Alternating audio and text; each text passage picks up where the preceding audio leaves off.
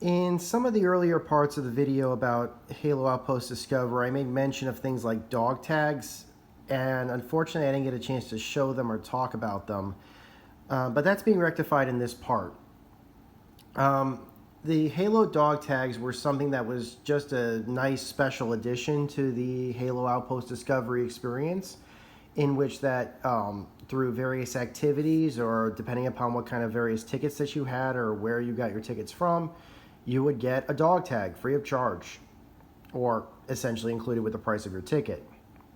Some of these were very difficult to get, some of these were not as difficult to get, and some of these had to be, the conditions under which you would get them had to be changed over the course of, at least for the Philadelphia event. So let's say we take a closer look at some of these, and because I got, as far as I can tell, I got every single one that could be obtained. If there was one I missed, I can tell you right now what it would probably be. And I don't think anybody in Philly could have gotten this one. So let's take a look at some of these that I could get. And if you were at Philly and you got the one I'm going to mention later, please post a comment below. So right here, this right here is the Spartans Master Chief's John 117's dog tag. This may look a little bit more ornate. It has a silencer on it, rubber grip. It's raised. It's not etched. So it is stamped, as is the UNSC symbol is also stamped on this. It's actually quite a high quality dog tag. This was only given to VIPs. So if you bought a VIP ticket of any type, you would have gotten this. So that's how you would have gotten that one. The next one I want to show is this one right here. I don't know how well you can see this in the camera, but I can see it okay. This is marked Outpost Discovery, Philadelphia. It's got the UNSC symbol. This is etched, not raised. You would have gotten one of these regardless of what kind of ticket you got, whether it was a one-day, a multi-day, VIP or not. You would have gotten this ticket along with it for going to Philadelphia. I'm sure Orlando and Chicago will have different ones. Next up, this is the dog tag for winning the combat deck. This was not easy to get in Philadelphia for one very good reason. Scores on the combat deck were not being recorded. So you had to prove your score basically by recording your scores via your phone.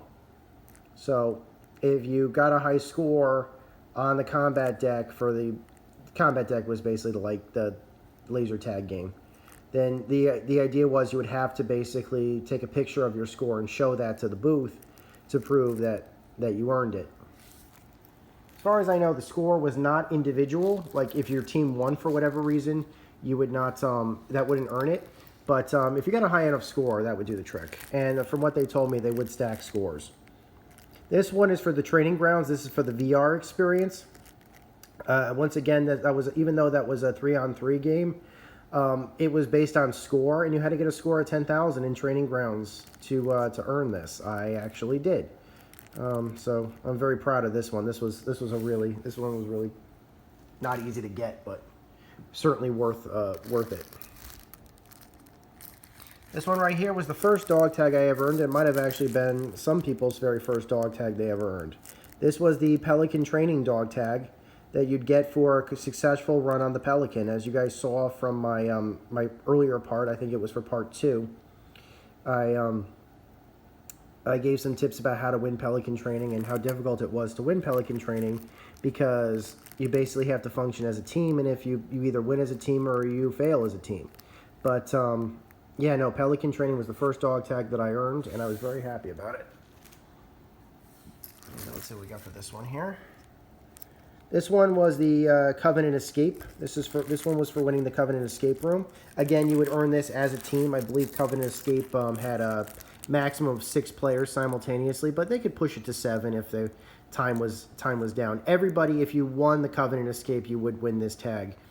Like I said, stats were not uploading for Covenant Escape to the app, but everybody running Covenant Escape was aware of that, and anybody who won was given the tag, no problem. They're on site. All right, now let's talk about these last 3 tags here. And you're probably saying, well, these are different. Well, 2 of these look different. What's with these tags? These were the specialty tags that you didn't get for winning individual events. You got these for winning special events or for combined events. Now, as these were originally designed, this is the, right here, this is the bronze tag. This is the Spartan Owen tag. Spartan Owen, of course, was one of the, what do you call it? One of the Spartans on the ground at Halo Outpost Discovery, officially. One of the official Spartans, and he is apparently now canonical. This was the bronze tag, so you would earn this tag based upon a certain amount of completion, or under normal circumstances, you'd earn this tag based upon a specific amount of completion of all the activities that were available at Halo Outpost Discovery to do. I believe this would be earned somewhere around 45 or 40% completion of all the activities. Certainly, you could, even with everything that was broken, you could earn this. So yeah, this is the specialist. We call this the bronze tag. Next up, we're going to be talking, this is the silver tag. This is the Spartan Hazel tag. And under normal circumstances, you would earn this for a specific amount of completion. I believe the amount of completion to earn this tag under normal circumstances would probably be somewhere around, let's say 60%. And this was also achievable, but just barely. If you had seen and done everything in the attraction that did function, you would get this. But that was that was probably just under the limit as to how much was actually functioning and uploading scores. So you could get this, but it would be probably the highest rank that you could get, at least in Philadelphia. Finally, this one is the dog tag. This is the Spartan Gabriella tag. And this is the, as far as I'm concerned, this should be the most required, the most requested tag in the entire event. This is the gold tag. This is the tag for base, or at least in theory on paper, this was the tag for winning everything. However, in reality, because things were not working, they decided to change up the rules. So like I said before, there were issues, at least in Philadelphia, of all of these different machines basically communicating with each other and stats and being uploaded and recorded. Well, they did do a good job for most of the other tags basically for if you won, they just hand you the tag there at the booth for winning. For these, because they required, a cumulative amount of activities done, and they realized probably by day 3 that, or probably even by day 2, that was not possible with the way the systems were functioning, they decided to change the rules, at least in Philadelphia, for getting these tags. So for Spartan Owen and Spartan Hazel, you could earn these tags by basically meeting the Spartans. One of the activities that was available at Outpost Discovery was to meet and get a picture with Owen and Hazel, or Owen or Hazel individually. Like with anything, if you're familiar with Disneyland, they had a handler with them that would help you. If you didn't have anybody to help you take your picture, they would take your picture for you. They would point to you if you were next in line to meet them, that sort of thing, basically. But that handler also had scannable barcodes, which did function.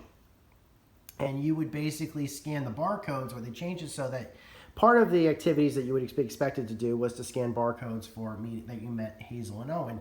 And they changed it at least by day 3, that if you had met them, if your app had recorded that you had met them by scanning those points, they would give you the tags automatically. So that's how you won them in Philadelphia if you didn't get the combined accumulative thing.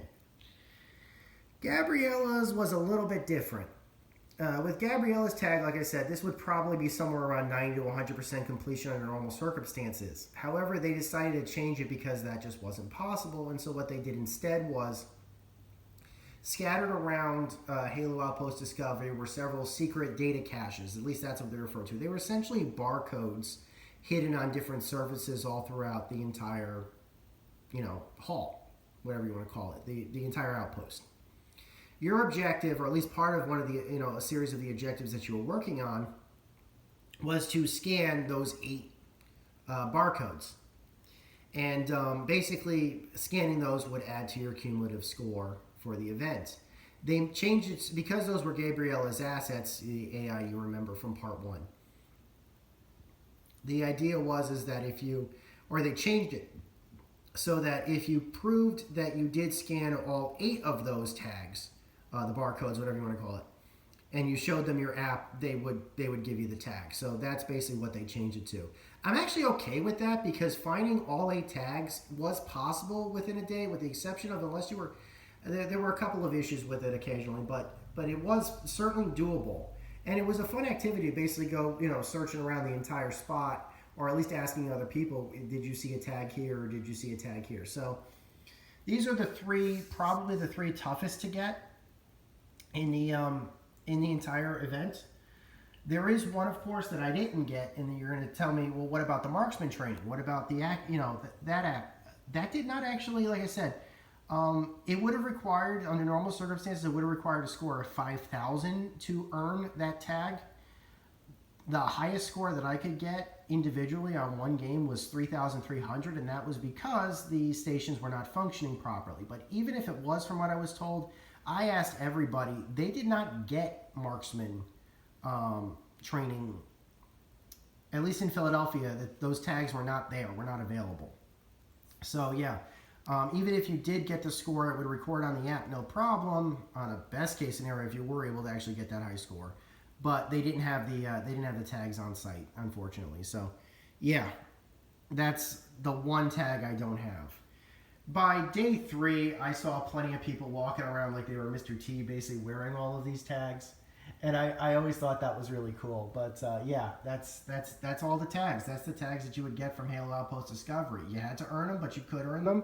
Even if the systems weren't working, you could still earn them. And yeah, it was a fun, nice little addition to the experience.